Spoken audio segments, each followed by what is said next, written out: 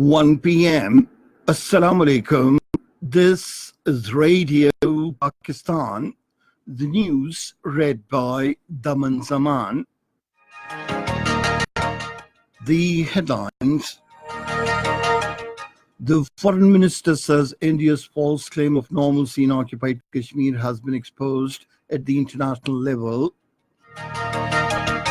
The Special Assistant to the Prime Minister on Information has appealed to the nation to join the Muzaffarabad gathering tomorrow and become the voice of the oppressed Kashmiri people. The United Nations Secretary General has again urged India and Pakistan to resolve the Kashmir dispute through dialogue. At the United Nations, Pakistan has called for an early resumption of the Afghan peace process.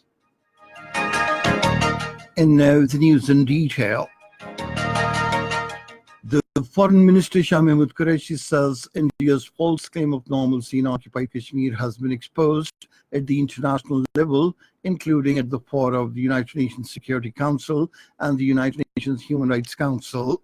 Talking to Radio Pakistan News and Current Affairs channel today, he said India is trying to mislead the world, claiming that normalcy has returned to occupied Kashmir, but the voice being raised for Kashmiris at various international fora has proved it a total lie.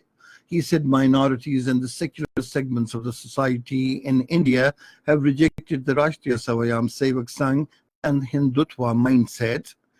Acknowledging the significance of Radio Pakistan communications blackout in occupied Kashmir, the foreign minister said Radio Pakistan is the only source of information for Kashmiris who do not have access to internet and mobile phone. Shah Mahmood Qureshi said he would like to assure the Kashmiris using the platform of Radio Pakistan that they are not alone and Pakistan is standing by them.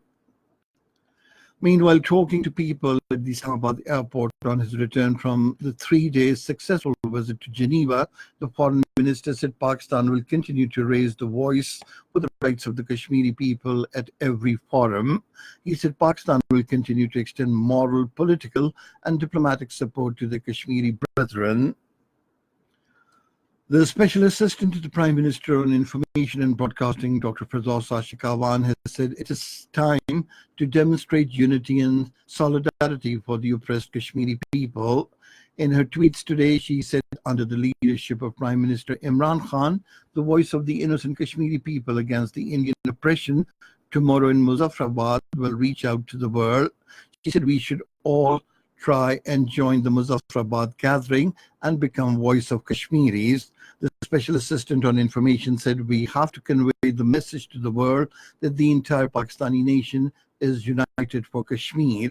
She said, let us express solidarity with Kashmir and raise voice together with the Prime Minister against the tyranny unleashed against the oppressed. The United Nations Secretary General Antonio Guterres has urged India and Pakistan to resolve the Kashmir dispute through dialogue.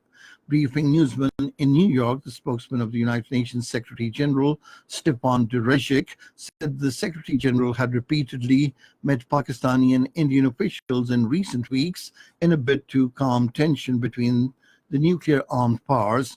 He said the United Nations Secretary General remains very concerned about any potential escalation between India and Pakistan over the situation. At the United Nations, Pakistan has called for an early resumption of the Afghan peace process. Participating in the UN Security Council debate on the situation in Afghanistan, Pakistan's permanent representative to the United Nations, Dr. Maliha Lodhi, said principles of an eventual agreement seem to be within grasp. She expressed the hope that suspension of peace talks is only a pause and will resume soon, as the alternative is a surge in violence, which could push Afghanistan into an even more turbulent phase.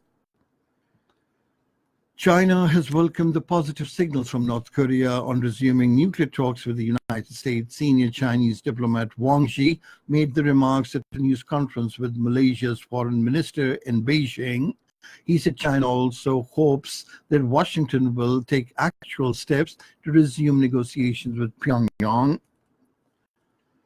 In the United States, the Supreme Court has given the go-ahead to Trump administration plans that severely limit the ability of migrants to claim asylum. Under the rule, people arriving via third country must claim asylum before first arriving at the American border. In Somalia, at least 5 people, including children, have been killed and several others wounded in a landmine blast in the southwestern part of the country. And that is the end of this news bulletin. For more news and analyses, log on to our website, radio.gov.pk, and you can also watch the live video streaming of our bulletins on the link, facebook.com/Radio Pakistan News Official.